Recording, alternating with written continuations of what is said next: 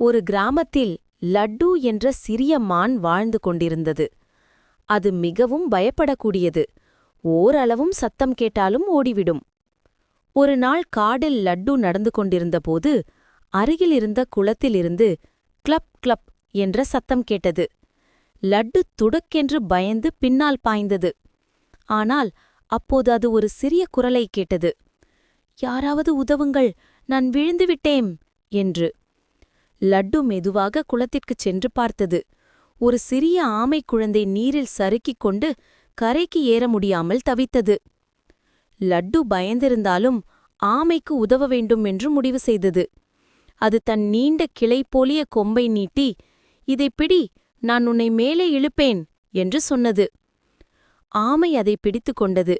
லட்டு முழு வலிமையையும் பயன்படுத்தி அதை கரைக்கு இழுத்தது. ஆமை குழந்தை கண்ணில் கண்ணீர் வைத்து, "நீங்க இல்லாம இருந்தா நான் எப்படி மீறுவேன், நன்றி" என்று சொன்னது. அந்த நாளிலிருந்து லட்டு ஒரு பயந்து போகும் மானாக இல்லை. அது அறிந்தது, துணிவு என்பது பயமில்லாதது அல்ல. பயம் இருந்தாலும் நல்லது செய்ய முயல்வதே உண்மையான துணிவு. கதையின் நன்னெறி: உண்மையான தைரியம் என்பது பயம் இருந்தாலும் உதவும் மனம் கொண்டிருக்கிறது.